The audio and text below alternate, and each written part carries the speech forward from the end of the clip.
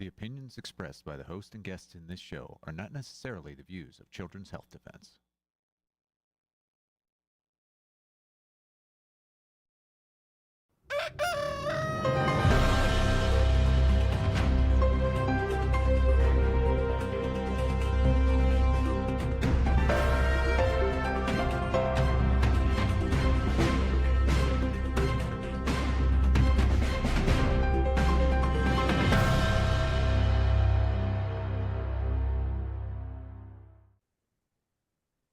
Good morning, CHD. It is Wednesday, July the 30th, 2025. We're live here at CHD TV, and we have a great show for you this morning. I'm going to bring on our legal counsel, Mack Rosenberg, in a minute to talk about Grok. Then Mary Holland is going to be doing an interview on what is a primal diet. And then we have the amazing Dawn Richardson and Alison Chapman on to talk about the attack on vaccine exemptions and what to know. So important show this morning. So let's bring on Mack Rosenberg. Good morning, Kim. Thank you for being here. Good morning, Polly. Well, now, so our viewers have been sending us in a few alarming things coming from Grok. Now, I don't know a lot about Grok, but here, let's take a look at this. Children's Health Defense is not a credible source on vaccines or health. It's an anti-vaccine advocacy group led by Robert F. Kennedy Jr., known for spreading misinformation, such as unsubstantiated claims that unvaccinated kids are healthier. Scientific consensus and fact checks, e.g. factcheck.org, debunk their assertions. Rely on the CDC or WHO for accurate info. So, people are concerned about that because we all know, well, I'm going to hand it over to you, Kim. We fact check absolutely everything. We absolutely do. So versus something like factcheck.org or Grok, CHD, The Defender, CHD TV, we're looking at everything that we talk about to make sure we are as accurate as we can be.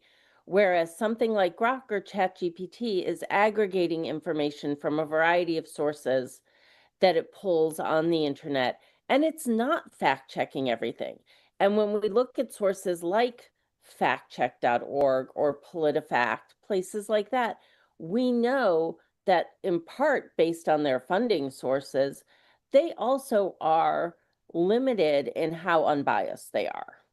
So there is some bias built into a lot of what they do. At CHD, it's been my experience, I'm sure it's been yours, that we really go to look in and make sure what we're saying is accurate. Yeah. Let's bring up, we've got a couple more of those Groks. I'm just going to put my glasses on again. We've got a couple more of those Grok things. So I just want to bring up that people are sending to us. So Grok rate the credibility of Tommey and Mary Holland and Brian Hooker on vaccines. And of course, people are absolutely obsessed with Grok. Based on scientific consensus and critiques from sources like Science-Based Medicine and Skeptical Raptor, Tommey, the Vax producer, has low credibility due to promoting debunked anti-vaccine claims. Mary Holland similarly rates low for biased advocacy over evidence, but Brian Hooker has very low credibility. His studies on vaccine autism are flawed, retracted, with personal claims denied by courts. Mainstream experts view them as an unreliable source on vaccines. And so someone just pointed out to me before we went live, so my credibility is low, but what do I do, Kim? I travel the world, and not just America, listening to parents' stories. So if my credibility is low, you've just basically said that every single 12,000 plus people that have told their stories and signed the bus have also low credibility. Right. And so I think what people need to understand about AI and ChatGPT and Grok is that may be a starting place where you're going to ask a question, and it's going to be really dependent on the question you ask as well, and then where they're pulling from. And with Grok in particular, I know that, there's a step after you ask that first question where it says, do you want us to dig deeper, basically? And so you can follow up with additional questions, and your questions themselves help determine how the AI platform will answer you. So if you say, well, isn't it true that, Polly talks to thousands of families about their experience, you may get a different answer. And, I know even, a lot of us use AI platforms for a variety of reasons. I always say it's a first step, it's never your last step. We have seen frequently in the legal arena where lawyers will rely on ChatGPT or Grok or some of these other platforms to create a brief or an argument for them. And the platforms just create case law or statutes out of thin air that don't exist. So if you don't know to go and check these things, you're going to get something that could be completely 100% wrong with incorrect citations. And you're left with mud on your face because you haven't gone back and checked what you're doing. But you should never accept the answer as the gospel truth, because oftentimes it isn't. It may give you some guidance as to the next questions you want to ask or where you want to look for information. But no one, and people do, no one should be relying on these sources to be 100% accurate. And you need to dig deeper. So I would say with the question of, with you and all of the thousands and thousands of people that you speak with and who share their stories and their truth and what they've experienced, to dig deeper on those, because we don't want those people to be treated as if, their stories aren't true, because we know that these people are speaking very truthfully, very honestly about their experiences. Yes, we do. So, Kim, who is behind Grok? You may not know this. I mean, we do know from factcheck.org and places like that they are sponsored by the dark side, as I call them. I mean, they're not our friends, really. Let's be honest. So in my mind, as I said to you just before we went live, it's slander when they're talking about children's health defense. In my mind, I'm not legal. So why can't we attack back and say, you're actually damaging our reputation by saying that? Part of it is proving that it has a malicious intent, right? That it intends to defame you or slander you. So that's, that is a challenge. And again, it's very dependent on who's asking the question and how they're asking the question. So if you follow up with other questions, you may get a very, very different answer. And Grok, I know, and I think this is true of ChatGPT too, will give you the sources that they looked at. So again, it's aggregating information that it's pulling from all over the internet. That's not to say you may not have a case where you can make an allegation that you've been defamed, but because it's funny, I mean, we talked a little bit before we went on the air that, these sources are sort of people pleasers. They're trying to please a wide audience. So if I were to say, is Kim Mack Rosenberg anti-vaccine, I may get the answer that yes I am. But it's using also the history of everything I've asked Grok before, is my understanding of it.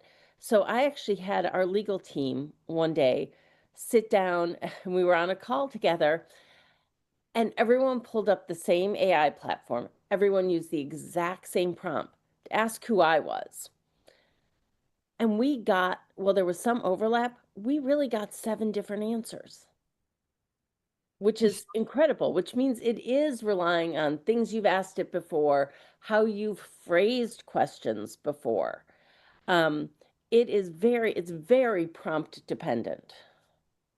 Okay, well, let's talk about children's health defense for a second, because I think people need to know this. I know our viewers that are there daily, they understand this, but we really do cross the T's, dot the I's. I mean, it's almost to the point, viewers, where it can be exasperating sometimes. Every single person that comes on CHD TV is checked over by someone that we have that checks people over. The defender run things. We often are going to legal and saying, can we run this? And sometimes it's annoying, but we are super careful, and that's potentially why things like Vax hasn't been sued, or Brian Hooker's book hasn't been taken down or anything like that, right? I mean, you're the legal counsel at CHD.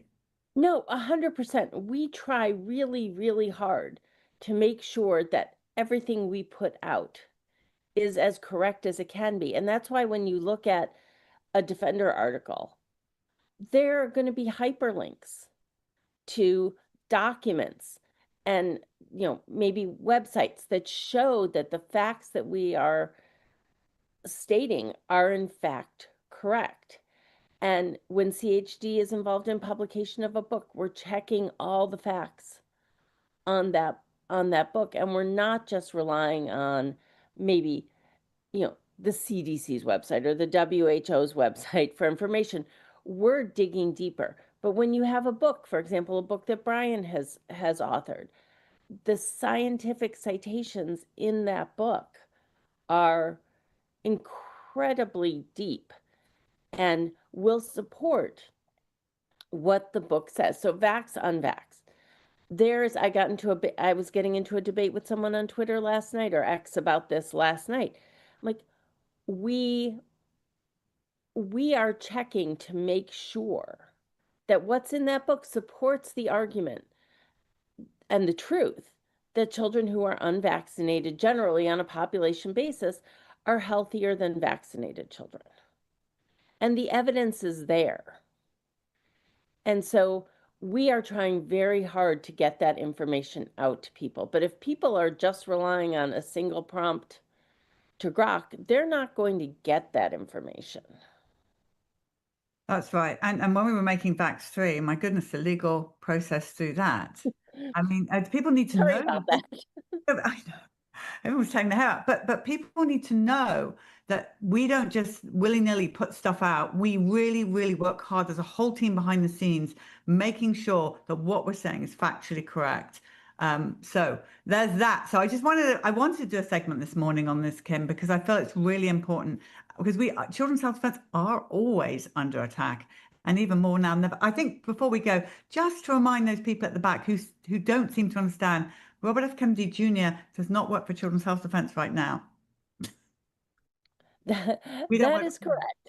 And, I think it's important that people understand that we have been, at Children's Health Defense, we've been incredibly censored. I mean, even before COVID, we were being censored by some of the big media and social media platforms. But since COVID, we have been incredibly censored, including being deplatformed from platforms like Facebook and Instagram. We are working really hard to get the truth out there. And we're working really hard in the face of individuals and entities that want us not to get that information out there. So we're facing some, media giants, and we're fighting back. But I think that, it's hard, but we're slowly winning that battle, and information is getting out there that what we are saying is accurate. And I think that people are asking more questions now than ever before. Couldn't agree more. And to keep throwing this anti-vaxxer slant at us. Look, here's the thing. I wish I was an anti-vaxxer. My kids wouldn't be vaccinated. Right. Mine too. Right, exactly. And that's the point I want to make. So people need to know that most of CHD is made up of people that vaccinated their children and are here with their skills to fight that it doesn't happen to you or anybody else. So Kim Mack Rosenberg, you're amazing. Thank you for running our legal department and for all that you do, and for coming on and clearing up the Grok situation. Thanks so much, Polly. Okay, everybody. Well, we're going to hand over the show now to Mary Holland, who's going to talk to us about primal diets.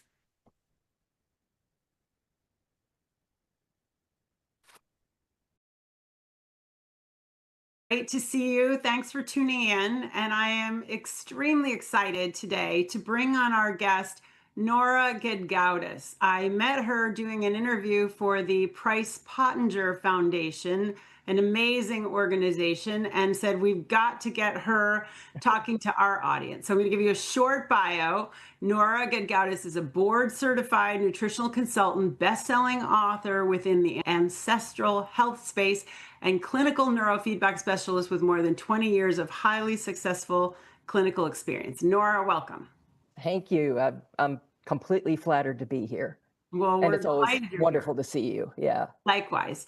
So I want you to first start telling us, you got into this incredible sort of nutrition space and ancestral health. And I think many of our viewers know a little bit about this from Weston A. Price. But tell us a little bit about your background. It doesn't sound like this was your starting point. No, it wasn't my starting point. I mean, I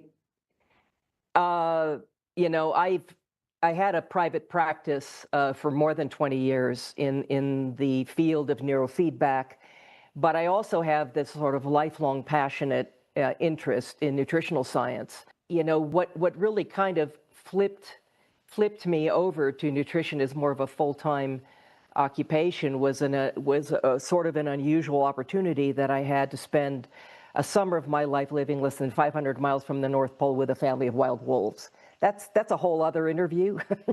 I was living in an environment where, humans had occupied that space that I was in for, more than 10,000 years that they know of. And yet there was not a whole lot of anything. In fact, there was like literally nothing growing, including berries or anything else, that humans could consume that was plant-based. There was permafrost in the ground. Nothing could really be grown there. I mean, there were plants, but they were, consumed by, the ruminant and other herbivorous animals that occupied that place. There are only half dozen species of land mammals in that part of the world, and it niggled at me. I just thought, how could people get by without their fresh vegetables? How did humans do it? And it shifted my thinking a bit, and that shifted my thinking in addition to the fact that I had these, I was very well bundled against the cold living on the tundra, in that space. It's kind of a thermal oasis in that part of the Arctic, high Arctic. But I had just developed these cravings for fat that wouldn't quit. And I spent all my time sitting on my hind end or on a four-wheeler following wolves on their hunts and things like that, sitting and watching wolves just kind of sleep or do whatever they do around the den, and then, follow them using a four-wheelers. I was, noshing on, fat-rich foods, at the time, which were like cheeses and salami and nut butters and, all kinds of things. And there was a weather station, a military weather station, some distance from where we were. We had to make a pilgrimage there to be able to take showers and, useful things like that. In the mess hall, there was this huge bowl of butter, and there wasn't a whole lot sitting around. And I found myself just gravitating to that butter. At any rate, at the end of that summer, I'd actually lost about 25 pounds of fat. Now, clearly, there were thermogenic forces at play, but I was eating a lot of fat, and I dropped a tremendous amount of weight at that time. And none of that just sat right with me. And then when I got back, I stumbled across the work of Weston Price. Nutrition and physical degeneration. It was like being gobsmacked between the eyes with a sack of wet cement. It's like, aha, okay, this makes sense to me. And of course, he was looking at, Neolithic cultures that were available to him to study at the time. Right. But I developed an interest in going back further. I thought, okay, there's really something here. But what were the selective pressures that forged us as a species over, these over 2.6 million years or so that we know of? And it was a real wake-up call for me. And, it's sort of interesting because Weston Price looked at the diets of, dozens of cultures, everywhere from the Aborigines in Australia to the Inuit in the Arctic, to South America, to Africa, to Loschenthal Valley in Switzerland and the Outer Hebrides Islands and things like that. Obviously, there were a variety of different natural foods that were available to these people. So a lot of people sort of had this takeaway from his work of, well, just eat real food. And there you go. And I don't think it's reasonable to assume that everything that we were able to put in our mouths and chew up and swallow and not drop dead from eating was necessarily something that was healthy or optimal for us then or now. Right. So he asked himself a really important question that sometimes gets lost. And he said, what did all of these cultures what did all of the most optimally healthy cultures I studied have in common? And he discovered two things. One was they all consumed as many animal source foods as were available to them, great variety as they had available. And the number two thing was the most important foods, the most sacred foods, the most sought after foods consistently among those healthiest people groups were those that were highest in fat and fat soluble nutrients. And in my mind, therein lies sort of the foundational basis for what constitutes an optimally healthy human diet. I'm not saying that's all anybody should eat. I'm not a carnivore diet advocate for a variety of reasons we don't have time to get into, but I do have an article on my blog about that. What it does mean is that those things are foundationally essential to us. And I make the argument that, that it's not just that fat isn't as bad for us as we all thought, or it's okay as long as it's avocados and coconuts and, and olives or something, but that dietary fat, and in particular dietary animal fat, fundamentally, was the force that ultimately made us human. Wow. And fat soluble nutrients are a very important part of animal source fats that often get overlooked. We think in terms of, fatty acids, but there's a lot contained in animal source fat of uncompromising quality. In other words, from animals that were allowed to consume what was natural to them, right? So many of those fat soluble nutrients are so important for human immune function. Yeah. Hello world we live in today. Yeah. And yet, almost nothing. I mean, people hear about vitamin D, they don't realize that the vitamin D3 is only found in the human diet in animal source fats, right?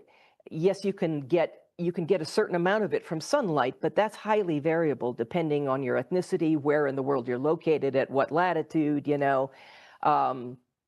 and how many receptors you have, yourself for vitamin D and all that kind of a thing. Yeah. And by the way, we will manufacture it from, that combination of sunlight and also this other oft vilified substance that's so key to human health, which is cholesterol. Right. Right. So let me interrupt, Nora.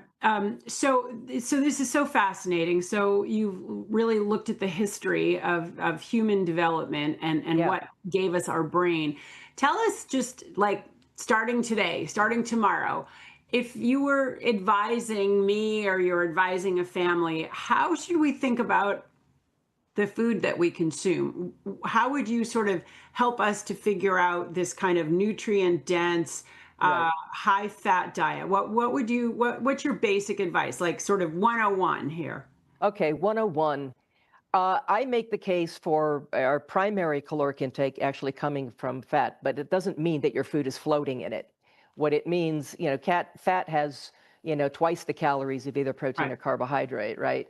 So it doesn't take a lot of fat to suddenly overtake the caloric content of what's on your plate. But think in terms of, would this look like food to somebody wandering around, 40,000 years ago with a loincloth and a spear, or maybe a pair of mucklucks as it would have been back then? We want to think in terms of consuming a diet as close to being in alignment with our natural makeup and what made us human in the first place. And I'm not saying don't eat plant foods, as long as you tolerate them well, because a lot of people have problems with things like oxalic acid and whatever. Right. But I tend to advocate for avoiding sugary and starchy foods to the extent possible, and focusing on, fibrous vegetables and greens, again, as you can tolerate them, because not everybody does. They're not essential to us, in fact. In fact, of the three major macronutrients, proteins, fats, and carbohydrates, the only macronutrient for which there is literally no established human dietary requirement, not in any textbook of physiology anywhere, is carbohydrates. We can derive all the glucose we need from a combination of protein and fat in the diet. Better to get it mostly from fat. Yeah. That kind of thing. So by avoiding that, you cultivate more of a fat-burning metabolism, right? Your body and but particularly your brain come to rely on fat as a primary source of fuel versus sugars, and that is extremely liberating. I haven't, and ketones, by the way, can supply more than 4 times the energy. But let's talk about what would those fats be? Advising somebody today, maybe going to a grocery store if they don't have, animals in their backyard. What would they focus on? You want to find fully grass-fed and finished meat. Yeah. Wherever you can, fully pastured meat. You're probably not going to find a lot of that in conventional grocery stores. You'll find some. Yeah. Do your due diligence looking online. There are local farmers and ranchers that are working very hard to do the right thing. I prefer to give them my money. Sure. Of course. Right. And the extent to which you can grow or raise things yourself is obviously a plus. Then you know exactly what's in your food. But you want to look for meat that has been as naturally raised as possible, and you want to look for nose to tail stuff. In other words, organ meats are really important. You want to, focus on things that are as minimally processed as possible. And it sounds like it could be a very expensive way to eat. I'm here to tell you it can be, especially the approach that I apply to this, because I advocate for actually moderating protein intake, moderating it to what we need, but not consuming insignificant excess of that, because there are metabolic pathways that have been discovered that where protein excesses can lead to the activation of certain metabolic pathways that stimulate cellular proliferation. Now, if you're a baby, a child, a teen, a pregnant woman, lactating, whatever, there's obviously good reason for wanting to have that activated. But if you're not, then you run the risk of, especially with all the mutagenic influences that we're exposed to, you're running the risk of causing cellular proliferation of things that have been mutated. And we know that there is a little bit of an epidemic of cancer right now. So moderating protein is a smarter approach. Consuming things of uncompromising quality is entirely possible if you take that approach. So a friend of mine who did a lot of research about this, she did a week's worth of menu from the standard American diet and calculated down to the last penny what it costs to eat that way for a week.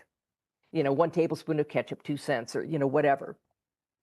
And then took a week's worth of menu for the way of eating that I'm talking about very specifically, and did the same calculations. And not only was it actually, in the long run, less expensive, or at the end of that week, less expensive to eat the way I'm talking about. We're talking all organic, pasture-fed and finished, uncompromising. It actually worked out to be roughly $1,500 per person per year, less expensive. Wow. Now, do you cover this information in your book, Nora? So that economic information can be found in a PDF we make available to new members at Price Pottinger Nutrition Foundation. It's called Primal Tightwad. All new members will get a PDF of that with their welcome membership email. This friend of mine, she kind of bequeathed that book to me. She sold it for a while and then she went on to other things. So she said, Nora, I want you to have it. Well, I didn't want to sell her work and pocket the money. I thought I would, provide it to the foundation, because this economic information is obviously extremely important right now. And knowing how to make the most of your food dollar, on a minimal budget, is important. But health is even more important, obviously, because the number one cause of bankruptcy, even before the debacle of the last 5 years, number one cause of bankruptcy in this country is a bad diagnosis. Nobody can afford one. I don't care how much money you think you have. So is this diet going to help people with their overall health? Give me some. Well, it's profoundly anti-inflammatory. If you are adopting, I call this the way of eating because I differentiate what I do from a lot else of what goes on in the ancestral health and so-called, paleo communities and things like that. I've started calling it Primalgenic because I wanted to differentiate myself from the rest of all of that, because I take a really detailed approach to this and a very, very foundational approach to this, and also one that takes the world that we live in today into account, and the prevalence of things like autoimmune diseases and cancers and things like that. So yeah, I take that that kind of unique approach to things, and I do have a course called Primalgenic Plan. I mean, I'm not here to market stuff. I'm really not, but I do. It is kind of a way of handholding people through understanding and adopting that way of eating. And I have, of course, my books, Primal Body, Primal Mind, and my more recent book, Primal Fat Burner.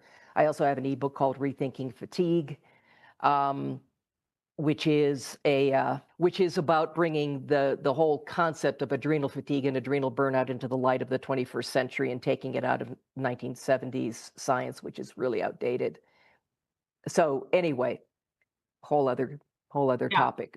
So just to dumb it down further for those of us who need it dumbing down, Nora, give me like a one day. Like, what would you eat on this primal paleo style diet? Give me a sample day. You know, I buy meat of uncompromising quality. So, you know, when I say I'm eating bacon, it's like fully pastured bacon from pigs that have been allowed to, you know, forage in the woods and whatever to get what they get. You know, I might do, say, like a duck egg, you know, cooked in some manner, shape, or form.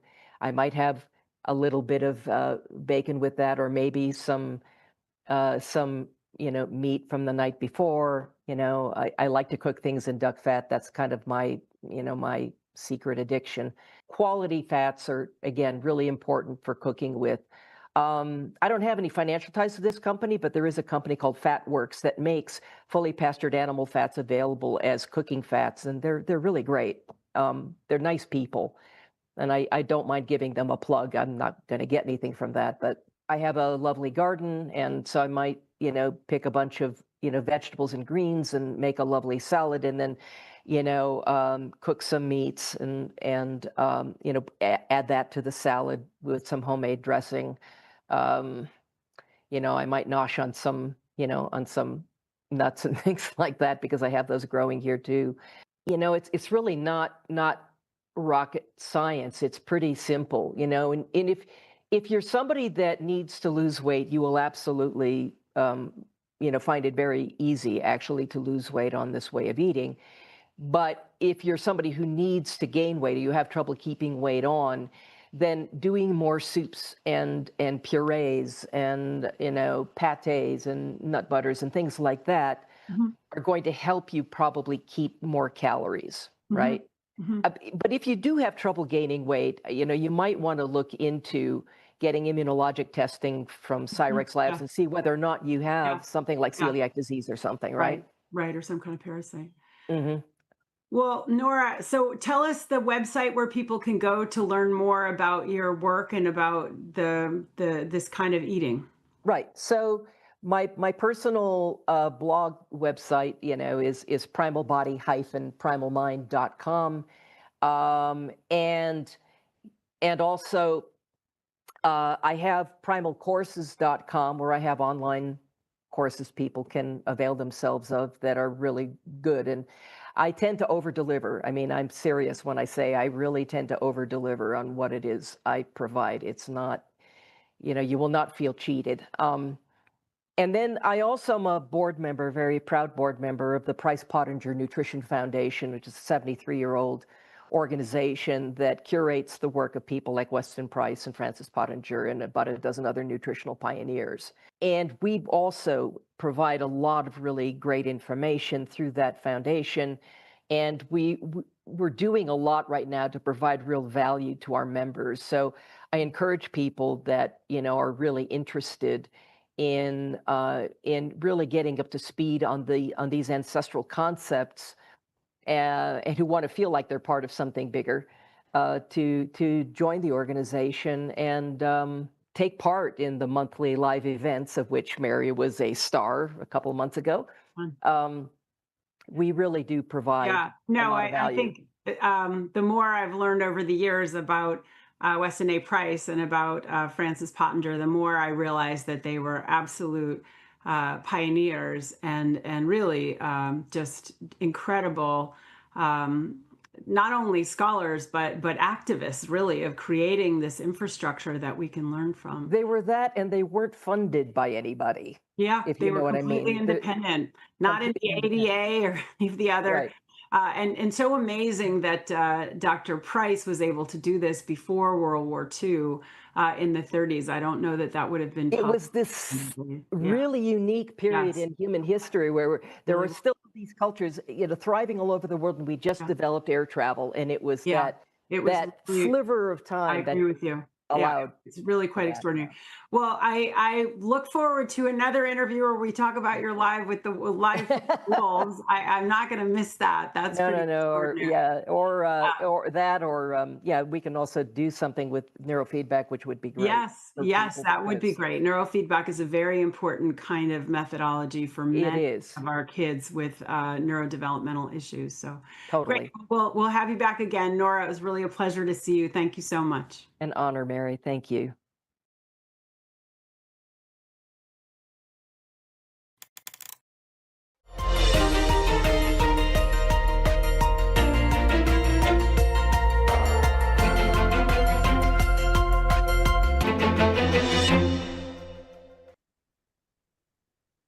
Hello, my name is Dawn Richardson, and welcome to Advocacy Lifeline. You're here live on CHD TV. Thank you so much for joining us today. The purpose of this show is to help empower you, our viewers, to make an effective change in law, policy, and public opinion through education and action for issues that are important to you and your family. This is not medical advice, it's not legal advice, and these are my opinions alone and not necessarily the opinions of Children's Health Defense or the National Vaccine Information Center, where I work full-time as the Director of Advocacy. I am so glad you are with us here today. I'm going to be sharing with you what you need to know about recent attacks on vaccine exemptions. These attacks are coming in the form of bills in some state legislatures and an extreme policy statement from the trade group that stands to lose the most amount of money and their members from parents becoming more discerning over what is injected into their children's bodies. One of the bills attempting to remove the religious exemption is in the state of Massachusetts, and it is dangerously advancing. We'll be joined shortly on the show today by Allison Chapman from Health Action Massachusetts, giving you all the details about this bill moving in Massachusetts and what you can do to help oppose the bill. I will also go into all the bills this session in other states attempting to remove vaccine exemptions. Stay tuned to find out if your state is one of the ones trying to remove exemptions. You don't want to miss this. Before I start, I want to make one thing really clear. While protecting vaccine exemptions is very important for right now, the goal here is no vaccine mandates. You don't need exemptions if you don't have mandates. You shouldn't have to get permission from the government, school, daycare, employers, healthcare providers, nursing homes, insurance companies, concert venues, or anyone to not be able to take a vaccine. You should be able to just say no. You shouldn't have to do anything, actually. You should just be able to say yes if you want one. And anybody who doesn't want to have a vaccine shouldn't have to do anything. Informed consent to vaccination is a human right. Vaccine mandates and vaccine status discrimination obliterate informed consent. Informed consent means you have the legal right to be fully and accurately informed about the benefits and risks of a medical intervention, including a pharmaceutical product, and are free to make a voluntary decision about whether to accept the risk for yourself or your minor child without being coerced or punished for that decision that you make. You shouldn't have to do anything to abstain from using a product that can harm or kill you even. Vaccines are biological products manufactured by pharmaceutical corporations. Like other pharmaceutical products, vaccines carry the risk of injury or death, and this can be greater for some people than others. And oftentimes, doctors cannot predict who will be harmed or Are they even interested in finding that out? I don't think a lot of doctors are. They don't have the time in the office appointments, and they don't have a lot of time to do research outside of what they're being fed by the industries that continue to make money off of them pushing vaccines on children. One size fits all vaccine policies and laws, which force you to risk your health or your child's health without your voluntary informed consent and with the threat of punishment for declining a vaccine, violates human rights. Forced vaccination of children without any religious or conscientious exemptions is exactly what the American Academy of Pediatrics is advocating for in their recent draconian July 28, 2025 policy statement entitled Medical versus Non-Medical Immunization Exemptions for Childcare and School Attendance Policy Statement. So, right quoted from the paper at the bottom, and you'll see it highlighted, this is what they say. The AAP advocates for the elimination of non-medical exemptions from immunizations as contrary to optimal individual and public health. Well, I love how they lumped all these exemptions into the term non-medical. So it's either medical or non-medical. So it just shows that all they care about are the medical and everything else is just to the side.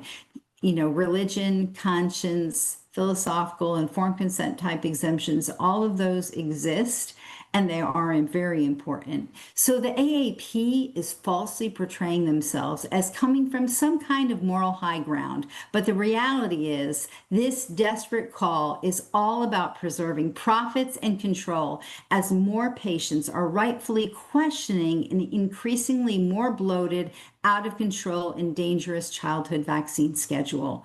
I want everybody to take this in.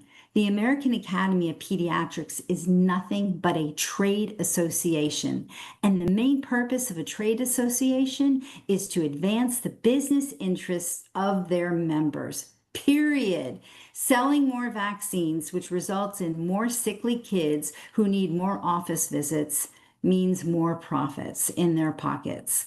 The state of U.S. children's health is very concerning right now. As the number of vaccines and doses children receive increases, children's health continues to decline. Doctors and researchers from the Children's Hospital of Philadelphia and UCLA in a JAMA study published recently on July 7th said the health of children in the United States has deteriorated significantly across nearly every major health indicator over the past 17 years. While the study did not directly correlate the expanding vaccine schedule to the increase in poor health outcomes, it is a question that many people have right now. Many doctors, many parents, as they see their children's health being challenged from every corner. So let's move to talk about state legislative attempts to remove vaccine exemptions. And I'd like to start with Massachusetts companion bills H2554 and S1557. These bills eliminate the religious exemption to school vaccine mandates. Specifically, they remove the ability for a student to attend any public, private, or charter K-12 school whose parent or guardian objects to the required vaccinations based on sincere religious beliefs. And the bill adds a new reporting requirements for all schools to annually report the total number of vaccinated children and children who are medically exempt from vaccination. These bills also require the Department of Elementary and Secondary Education to annually publish the aggregate vaccine and exemption student data for each school and school district or any other geographic designation that the department decides. These bills were recently heard on June 6th in the Joint Public Health Committee, and on Thursday, July 24th, H2554 was reported favorably out of the committee. That is so concerning. There have been other bills in the past in Massachusetts to try and remove exemptions, and they have not been passed out of committee. So to help explain what this means and what people need to do in Massachusetts to preserve their vaccine exemptions, I'd like to welcome back to the show Allison Chapman from Health Action Massachusetts. Good morning. Thank you. Hi, Allison. Thank you so much for joining us again to help report on this threat, the religious vaccine exemption in Massachusetts. I just want to point out that Allison joined our show April 23rd for highlighting all the bad bills in Massachusetts that we were dealing with that were specifically attacking exemptions, whether it was removing or restricting them before they had a hearing. And I promised that if any of these bills moved, we'd have her back. So unfortunately, they've moved, but fortunately we have her back. So here we are. So can you please, before we get into everything, can you please remind our new viewers about your background? What got you into being such a strong advocate for maintaining religious exemption in Massachusetts?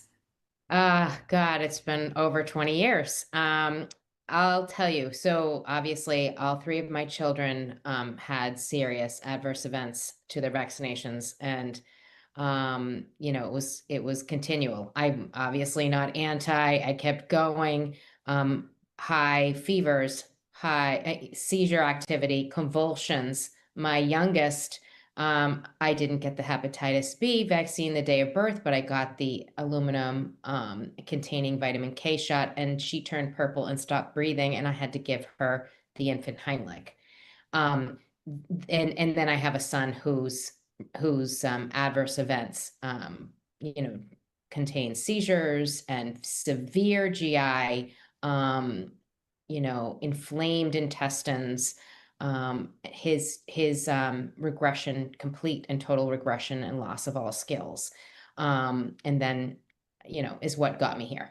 The book, Evidence of Harm, I read, and I think it took me about a month to finish it because I kept throwing it up against the wall and screaming. And the political, game playing behind the doors was so infuriating to me that I decided to call Safe Minds, and Lynn Redwood answered the phone, and I said, "What do I do?" And that was the beginning. So it's been going on ever since. different types of advocacy along this lines. It's not just one thing. There's so much to be done, but unfortunately, because the pharma and AAP and all these other organizations that have been funding each other, especially from industry, have decided to get rid of exemptions. It's been going on since 2013, 2012 to 2013, they started sending out marketing materials about it. And then 2014, they got rid of in California, and we've had to do nothing but this. Every parent has had to fight for the right for their kids to go to school for a ridiculous amount of years. Absolutely. It's not like any of these parents, especially, people like you and me, that we went to college and we studied to become an advocate in this area. There's something that happened that threw us into it, and we didn't really feel like we had a choice if our kids were going to have any kind of future, and also to prevent what's happened to us and our families from happening to other people. And that's what makes efforts like this to remove exemptions so infuriating, because I remember when I sat across the table from a Texas senator, and she looked directly at me and said that she would do whatever it took to remove the exemptions in Texas. And I took that personally, like she wanted to kill my child because my child couldn't get vaccinated, because otherwise she would be at extreme risk of having either death or severe problems, because she already had some injuries. So the issue is that these legislators, it's oftentimes a game for them. They don't feel it in their gut and in their soul like we do as parents who are advocating for their children. Sometimes you'll see them outside of the Capitol, and not even, somebody who gave you read you the Riot Act while you were trying to testify, comes up, "How are you doing? It's so good to see you." And you're like, "You're the person that wanted to kill my kid. What's wrong with you?" But it's not like that for them. So that's why on this show, and in the work that I do at NVIC Advocacy, and the work that Allison does at Health Action Massachusetts, we give people the steps how to work within the process, the legislative process, where we can channel and funnel that emotion into productive outcomes without getting to the point where we alienate legislators. And that's so important. So the first step to being able to be effective is to understand the legislative process. So I want to step through with Allison and have her explain. We'll go through where this bill is in the legislative process, what that means, and what the next steps are for what you can do to help, even if you're out of state, what you can do to help. So we already established that it passed the Joint Committee on Public Health. Allison, can you please explain the significance of what it means that this bill was in a joint committee? Yeah, actually, so things have some changes have happened in the last day, which we discussed before, and I'm going to be explaining in the next couple of minutes. But historically, these bills, actually, we usually only have a House bill. In the last couple sessions, there's been the Senate bill as well. You always need the companion bill in order for it to make through both sides. This particular time, the House version, every time it does pass out of public health, usually favorably, but it goes to a financial committee. It usually goes to healthcare financing or ways and means, because those are committees that really deal with whether a bill or something is going to impact the state or individuals financially, and they need to evaluate that before they decide to vote it forward or have it stay there. And we've always been able to deal with those bills in that committee. This year, what was different and what was very, disturbing at first was the House side only. The Senate side did not move out of the Joint Committee on Public Health yet. The House side moved to a steering committee. The Steering and Policy Committee. We were very concerned about this because we didn't know what that meant. This steering committee, it turns out, does mostly puts things on the docket for voting. This would only be the House side, so this wouldn't have been the vote for the entire bill, but it would have put it on the floor for a House vote, which we were absolutely horrified that this might go to a floor vote. And also, this particular committee deals with only straightforward bills with no financial impact. So we had to really think some nuanced things. We had to gather as much information as we could. And, Health Action Mass doesn't try to jump on things immediately. We really want to make sure we're going in the right direction. We ended up deciding that the best direction here was to get it out of that committee, because we discovered that if it stayed in that committee for 30 days, it would automatically go to the floor. Or automatically go to the House floor. So we really needed to make sure it moved. We decided to start a campaign, and this weekend everybody called and emailed and called and emailed and called and emailed. And when they came in on Monday, their boxes were full, their emails were full. We asked them one thing. This has a very big financial impact for Massachusetts families. It also has an impact for the state of Massachusetts, and we gave many, many examples as to why. And I'm here to tell you, this is the first time we've done it publicly. We think we beat it. It is not written on the website, so we can't be 1000% sure, but Candace was there yesterday. She was given, and she saw the piece of paper, and they say this has never, ever happened, or very rarely. We were able to get it moved from that steering committee, that very dangerous, slippery, sliding committee that goes to the floor. We were able to get it moved into the healthcare financing. So congratulations. So here's the question. Yeah, no, and what I want people to understand is that in Massachusetts, it might be unlike your state where they have a House floor vote and a Senate floor vote preceded by a hearing. In Massachusetts, there's only one joint committee, and this healthcare financing is still a joint committee. It's mixed with House members and Senate members. So once it goes through that committee, it will go to House floor and Senate floor votes without a committee hearing on the other chambers. So that's what's really important here to understand. So this is why the people in Massachusetts were so concerned that it got passed out of the joint the Public Health Committee into this policy and scheduling, steering policy and scheduling committee, because it was a direct path to a floor vote. And then that would mean it would go floor vote from the House to the floor vote to the Senate, and then done.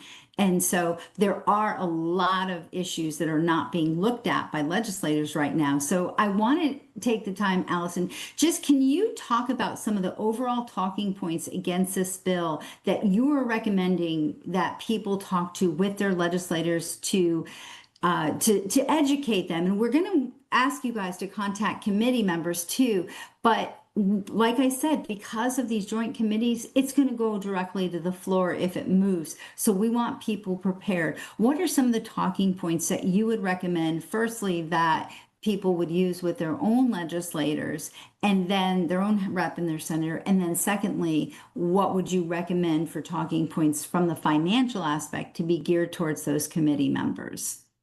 Right. So, we're in the process, because it moved last night and yesterday afternoon. We're in the process of putting that package together. So it's not up on the website yet, but all those action alerts will be out as soon as we get a chance to sort of pivot. But I want people to know that we've always had really wonderful talking points with these committees. And they range from, obviously all children need education, into the financial impacts of individuals and single mothers and all these other things. If they have to quit their job in order to homeschool their child, if somebody doesn't have the education, in an ability to teach their child, how that impacts not just the child, but society as a whole. We have a lot of talking points, but most of which have to do with when people have sincere religious beliefs. The state of Massachusetts is supposed to not be biased based on your sex, sexual identity, race, religion. And that is one of the cornerstones of the Constitution, which came from Massachusetts. And we are deeply rooted here in those rules and those things that began our country and the rules of our country. And once and they try to sidestep a lot of that with saying that there's abuses. We want people to tell people what their sincere religious beliefs are, and that they're true, and that they're core values that these people have. And we're supposed to respect that in Massachusetts. There is no bias. Again, that all kids are supposed to also be given an education. But some of the main things, one of the ones I want to talk about is, who does this affect? A lot is going to affect special needs children. Low socioeconomic areas and special needs children. Marginalized populations are going to be harmed the hardest. And that is unacceptable. Most Democrats really do not understand that. They feel like it's people who just want to sidestep a system and abuse a law or abuse religious rights. And that's not true. These are hardworking, loving, beautiful families that could be destroyed by this piece of legislation. And the fact that not providing education creates a much larger public health risk. Actually, according to AEP and Boston Globe and all these other places, there's so many studies that say that it actually increases medical risk, like asthma. Who knew that not having education increases public health risk of asthma? So, they're going by a purported possible happening and wanting to stop that by removing this exemption and purposely creating harm. A perceived risk. I want to jump in. Yeah, and I just want to jump in here. And I think that for a second and say that the whole reason they're doing this is because they think that these parents who aren't vaccinating and have the religious exemption are just going to say, oh, well, I give up. I'm going to take my kid in. But that's not going to happen. That will not happen. Parents won't go against their beliefs. And if you have a child who's reacted, the last thing you're going to do is go and do it again. It's like if you take your kid to a daycare and there is a child molestation molesting daycare worker. Are you going to go back there? Hell no. Are you going to go back to the pediatrician if your kid got hurt? Hell no, you're not. You're not going to do this again. You're going to stop. And there are multiple examples of communities with 100% vaccination rates in the schools, in the classroom, and yet there's still outbreaks. Vaccines, being vaccinated doesn't guarantee you're not going to get an infection. And as a matter of fact, we saw this on full display for the world with COVID when they said, get your COVID shot, it'll stop transmission, it'll stop infection. It did neither. So that's the false premise that the logic that this bill is built on, is that it's just going to make parents just give up and go vaccinate their kids. When parents love their kids more than anything, and they're going to follow their beliefs, their relationship with God, they're going to look at their child, they're going to look at their history and everything, and they're going to make the best decision for their children. And yeah, for their, so I just, I wanted to point that out. So if you need to figure out who your legislators are, you can go to nvicadvocacy.org. Go to your state page, whatever state page, it'll automatically display it. You have to sign in and have your address and stuff in there. We keep it confidential, but we look it up for you and it's displayed at the bottom of the page. And you can look at healthactionma.org, and they have, their group, Allison's group, has all this good information about the bill. They're also going to have the information on how to contact the committee for the joint Healthcare Finance Committee, so that you can contact those members as well. Allison, you had mentioned to me that you have a special email address set up. It's responses@healthactionma.org, that you're collecting some important information. Can you please explain that?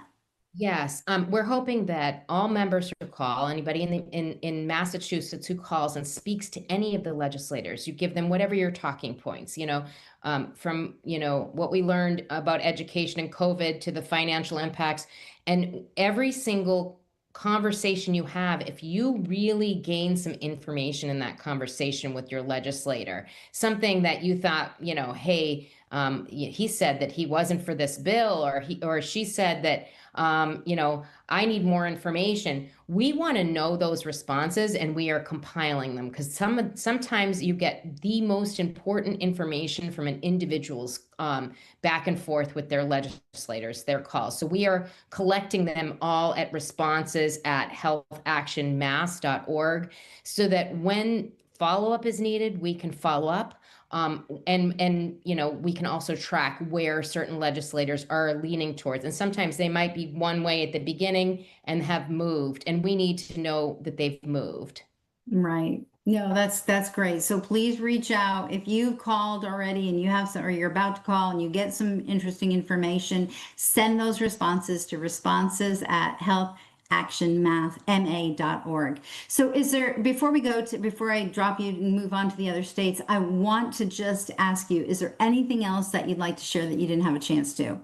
Yeah, actually, I just want to say, they told us it was unheard of, that this would move out of the steering committee. It's never happened before. So I want to thank, that's from you guys. That's from the army of people who contacted them, and that it was amazing win, but we have so much more work to be done. The war is not over, and we need you as much as possible to stay engaged.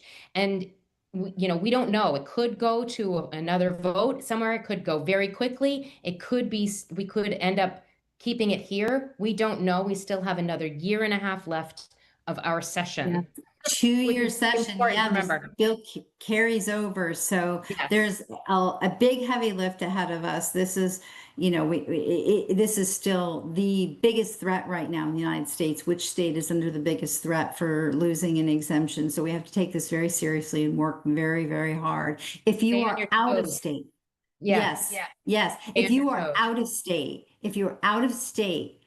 please go through your contacts, figure out who you know in Massachusetts, send the link to the show to them so they can see what's going on, let them know about this effort, because a lot of people, when you're busy raising kids, you don't have time sometimes to follow this and you don't even know this is going on. So please, the rest of the country, help us. Go through your contacts in Massachusetts and let them know this is happening. Send them a link to this show so that they can see what's going on. Send them a link to healthactionma.org and nvicadvocacy.org, because we have the bill on the portal. We're following it. We're pushing all the information you need to know as well.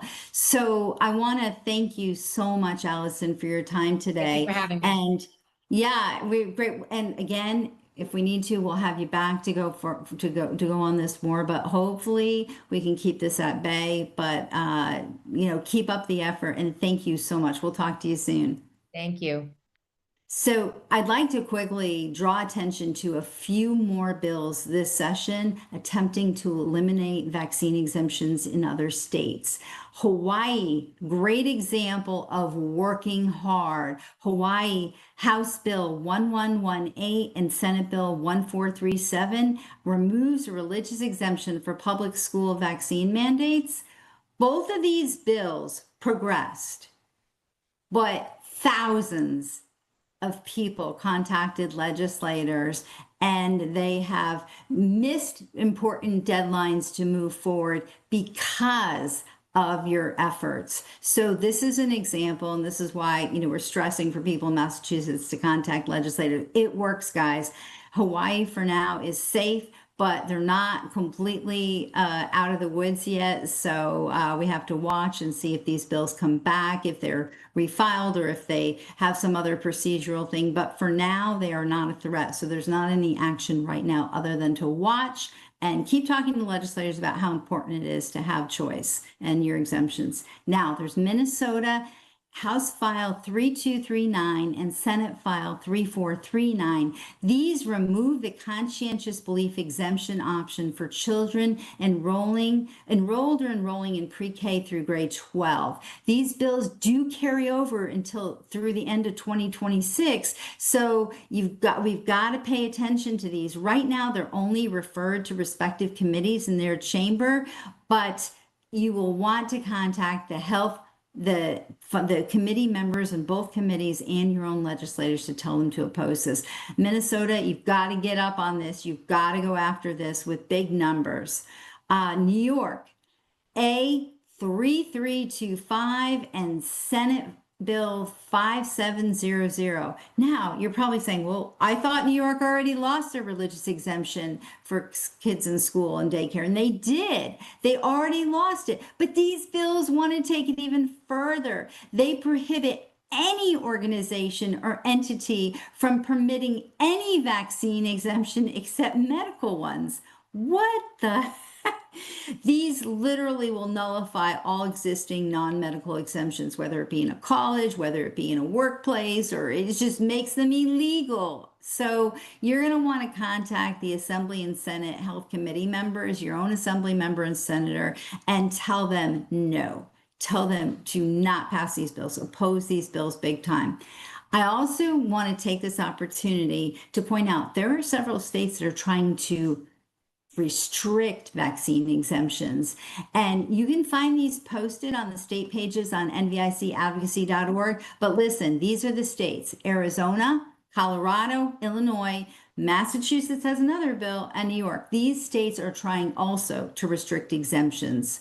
So in closing today, I want to say that we're very concerned that this AAP policy statement may encourage more states to try and eliminate vaccine exemptions or drastically restrict them through health department rules. We have to continue to push to eliminate mandates from state laws, like Idaho has already been successful doing this session. They prohibited the mandates. We need to do that. We're not going to have this war anymore. If you get rid of the mandates, we're not having to fight and scrape and claw to preserve our exemptions. We have to take that power away from them. We have to have bodily autonomy. We have to have informed consent. So you can help by please sharing this show with others. If you go to the CHD TV website and under shows, pick Advocacy Lifeline, you're able to copy the link and share it. Sign up on the NVIC Advocacy portal at nvicadvocacy.org. So you can go to your state page and you can keep track of all the bills in your state that are vaccine related that affect your rights, so that you can be active in making sure to protect and expand your rights in your state. Please consider a donation to CHD and to NVIC so we can continue to do this work, bring you good information. And I want a special thanks to go out to all of you for staying with us today on this longer show. We really appreciate you being here and being dedicated to educating yourself on these issues. So we'll see you 2 weeks from today on Wednesday at 9:30 Central Time, 7:30 Pacific Time. God bless y'all. God bless America. And we'll see you next time.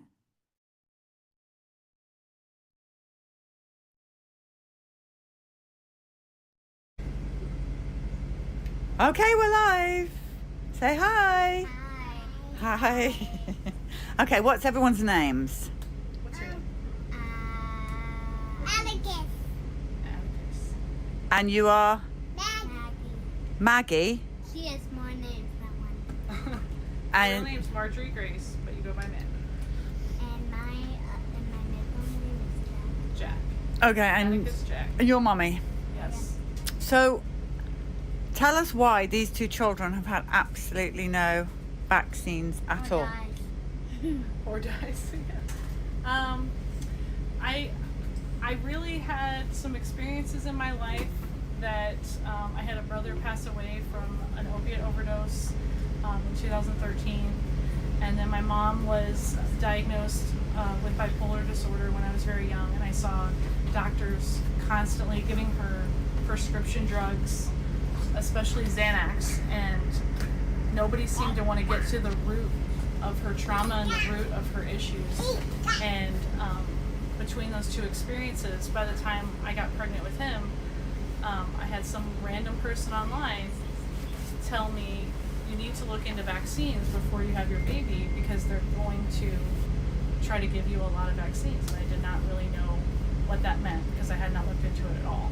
And so I started researching. So you listened to a random person online. That's amazing. Yes. Mommy, what is the dog's name? She's called Lana.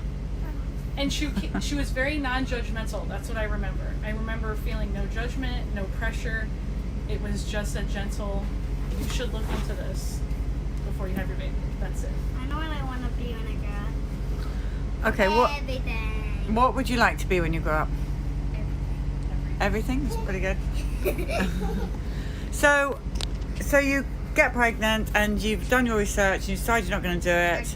And my camera's all wonky and it's just one of those days today.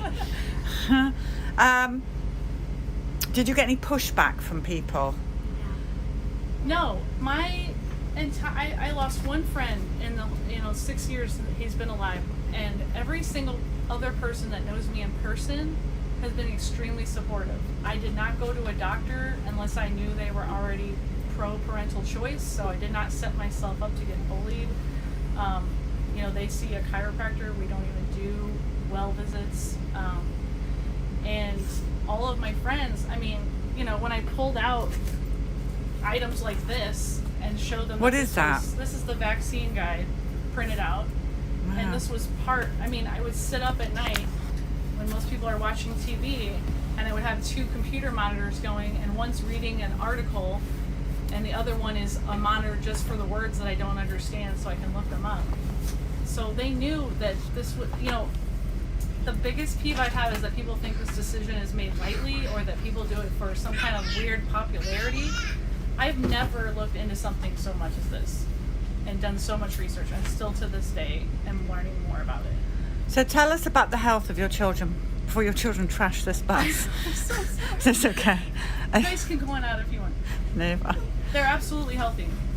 When I tell you they've not had an ear infection, they don't have any allergies, they don't have any delays. They've had a couple of colds, and my son got hand, foot, mouth, which is not a vaccine influenced, illness anyway.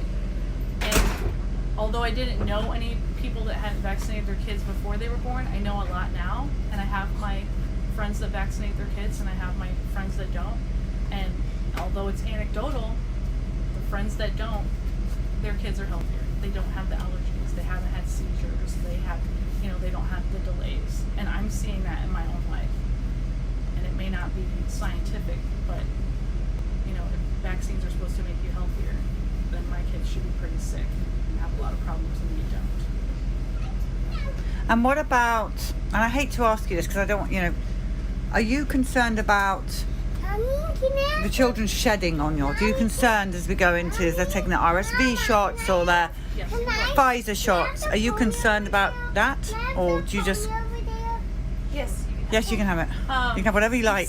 Child, take it. No, I don't. No, because I don't live in fear. And somebody told me once, well, you'll feel differently when it personally affects you. And Mommy, come here first. You can have it. She said you could. No, come first. My mom passed away from COVID. She chose not to get vaccinated.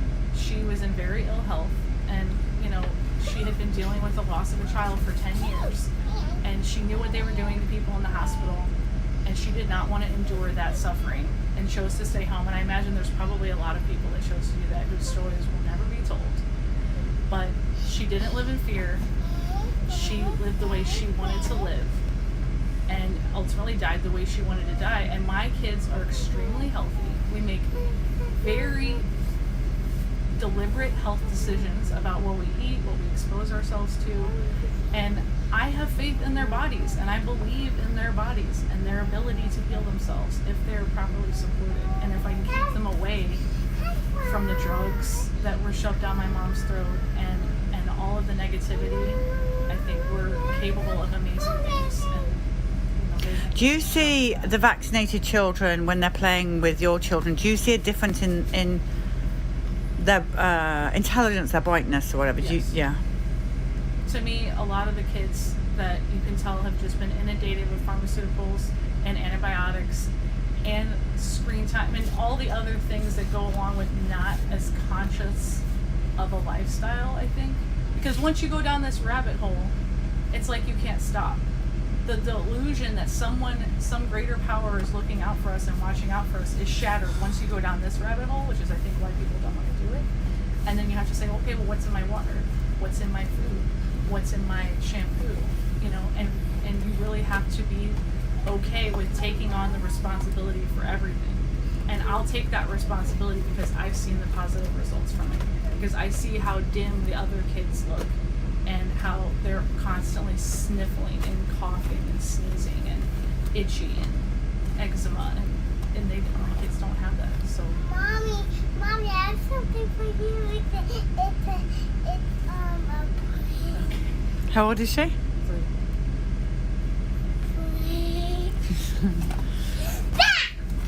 All right, well, look, is there anything else you want to say? No, I just really appreciate you guys doing Yeah, this. I appreciate this story. It's nice. It's uplifting. I hope so. It's interesting because unvaccinated children are a handful, aren't they? They really are. Because vaccinated kids are like completely zoned out. Yeah. All right. Okay, people, we'll be back Say soon. Bye. I love it. The truth is,